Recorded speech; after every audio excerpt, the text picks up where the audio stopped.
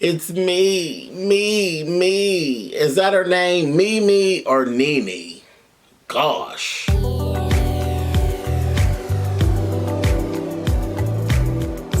I'm like, come on through, Corky. I'm going up on my soapbox. That's basically it. Let's talk about drag and all its forms.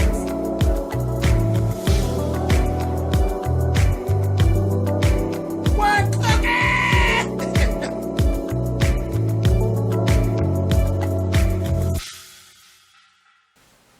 Hey guys, thanks so much for clicking on the video. This is my review for Real Housewives of Atlanta, and this is season 11, episode 14.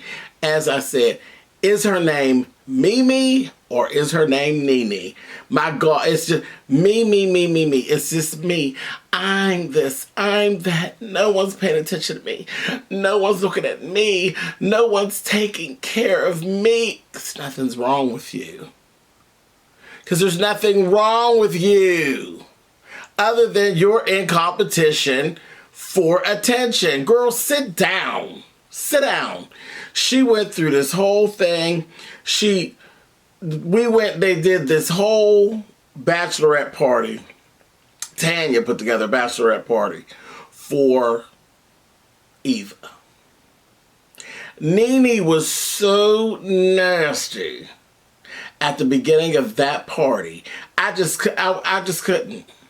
I couldn't. I wanted to just go over there and just shake her in that windmill, or just knock her all upside the wall. It was ridiculous. Just nasty. Anybody who has that type of attitude coming into a situation, you have no business being there. If this is the best you can do and this is how you feel, you need to be by yourself. You need to be by yourself. What adult conducts themselves that way? It was ridiculous, and it was so hard to watch. I was like, oh my God. It was ridiculous. I couldn't. I don't know how they do it with her. I just could not. It was ridiculous. It was a very, very bad look for Nene.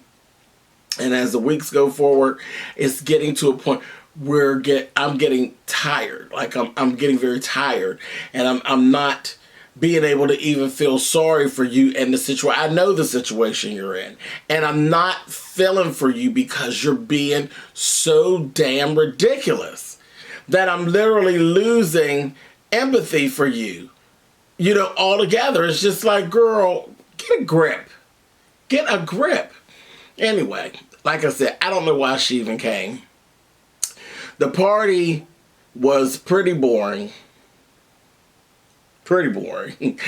Until they got to your child, they got to playing with pickles.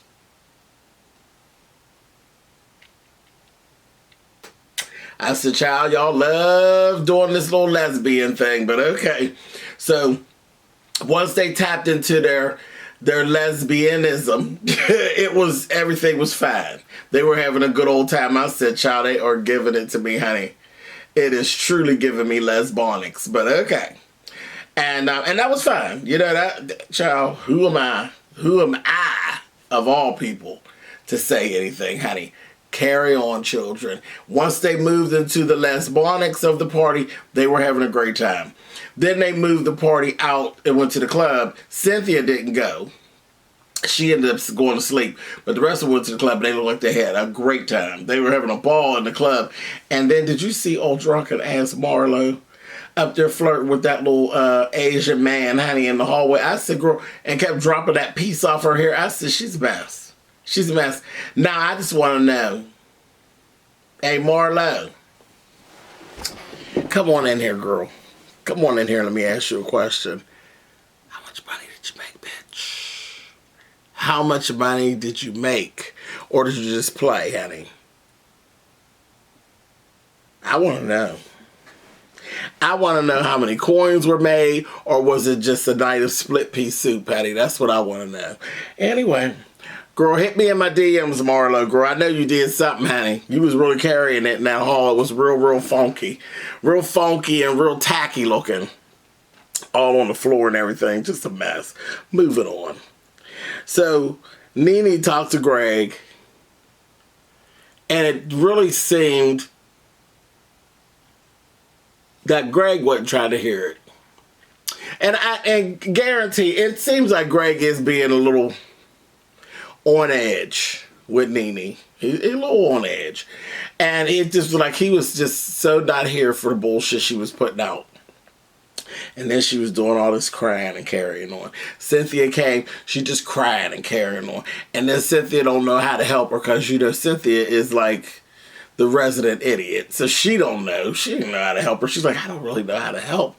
You know, crying Nene. No, you're just used to dealing with Nene who's mean to you. And if she's not being mean to you, then you don't even know which end is up. So that was just all a whole mess. I was like, just looking at him like, okay, I guess. Moving on. So, next day, they're on their way going to the samurai class. Did you all catch how they changed the announcement? You know, they pulled up their little announcement of who's who when they were getting into the van. Why did they change that announcement on Tanya to Tanya, Eva's friend? Tanya came in here being Tanya / Nene's friend. So where do we switch off to now Tanya is Eva's friend? I said, oh, y'all are so shady down there to the Bravo, honey. Anyway, I was like, wow, that was interesting. They went to their little samurai class. Now that was hilarious. When they came in and there were 3 men and 1 female, and the men were doing a demonstration with the actual swords. And they're just going at it. And it was so funny to see Portia. Each of them was looking like, okay. Because, you know, they were so into it. And they were swinging them swords, and that goddamn Portia was back up the steps backwards. I was cracking up. I was like, Portia's like, no, I ain't really for this now. Then they went on, they switched over, and they had like wooden swords that they were actually using. And that whole thing it looked like a whole lot of fun. It really did. It looked like they were having a whole lot of fun. They were teaching them all of basically the choreography and how to handle swords and all of that stuff. That looked like a good time. Really did. Looked like a good time. But did y'all catch the shade that Portia threw? Well, you know she was talking about Nene. When she said, I will slay you, you edgeless bitch. I said, oh, no, she didn't, honey. Give him the Chinese movie, honey. But I'll slay you, you edgeless bitch. Child, that was for Nene. That was for Nene.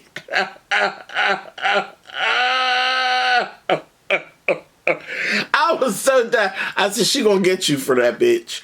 I promise you, shady ass Bravo Andy is gonna pull that up during the reunion.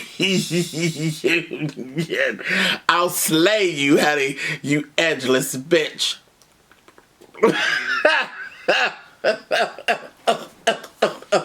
I got my life off of that. I was like, oh, no, you ain't giving her old Baldina, honey. I said, that's terrible. Anyway, later on,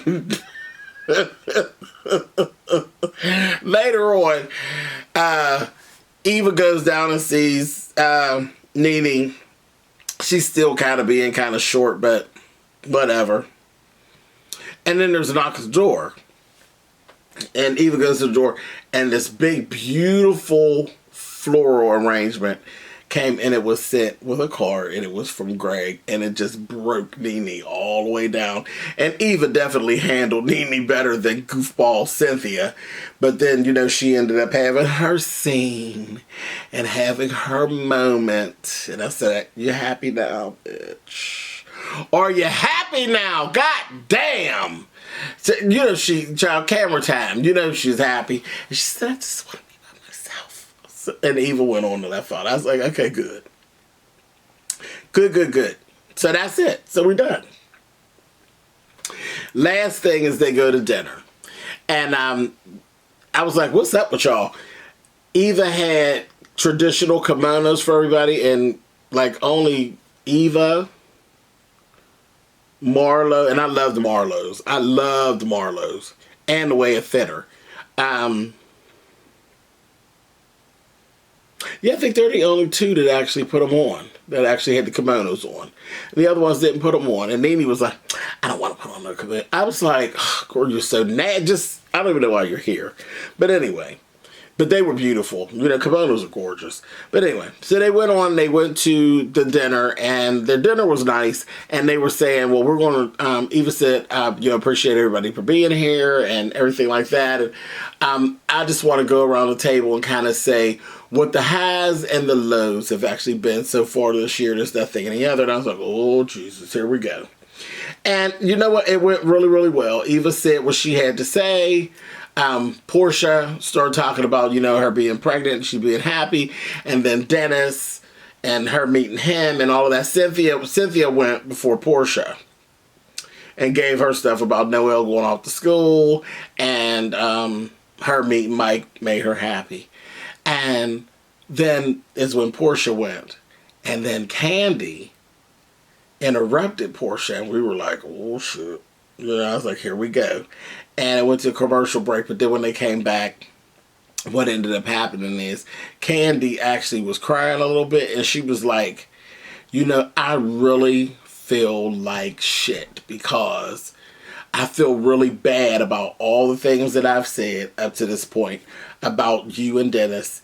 And then when I met him, she said I was already feeling like shit. And then now to hear you say this, and then you're pregnant and everything's going really well, and it seems like he's here for you, I just feel like shit. And I'm really, really, truly sorry about everything I said. And Portia accepted her apology, and it was actually a beautiful thing. It really was. I had to really take off my old mean bitch hat and just sit there, and I said, this is beautiful.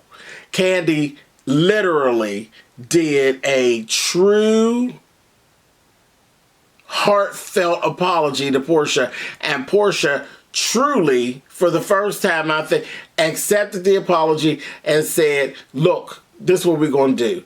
Because we were good friends going forward. And then they showed montage of clips of when they were friends. And then you kind of remember they were fun to watch when they were friends. They were good. It was good back in the day. We enjoyed, even though I didn't care for Portia, that was one of the best times that I enjoyed Portia on the show, is watching her being friends with Candy, because I have never really cared for Portia. Never. From the beginning when she first came, I've never been a Portia fan. But when her and Candy used to hang out, they were fun to watch. And this was actually good. This was good. And she said, we'll keep communication. If you do something I don't like, I'm going to tell you and you tell me, and we do that instead of telling other people and then it coming back the other way. I said, oh my God. And then I sat there and I said, you know what, for the first time since everything went down, I actually believe the both of them. I believe that the both of them are actually tired. They're tired of it. And I hope everything works out. I really do. Because we tired of it too. Shit. Anyway. Moving on. So then Nene, she goes in, and now nobody know about the flower stuff except for Eva, right? So I was like, please, Eva, don't say anything. Just keep it to yourself. Because you'll never know what side of the fence this jackal's going to play on. She goes into, and she's saying, my lows are this, that, and y'all don't really even know, and then I'm not really going to share it. So, and then that's when I got evil, and I just kind of sat here and I said, okay, you dumb bitch.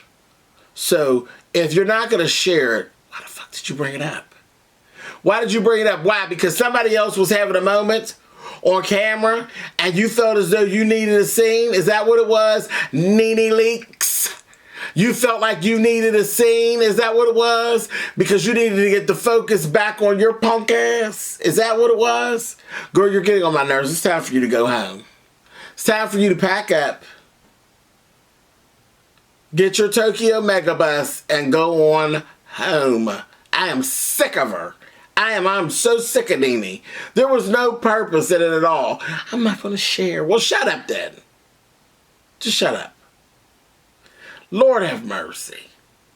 A mess. And then they showed us scenes for the rest of the second half of the season.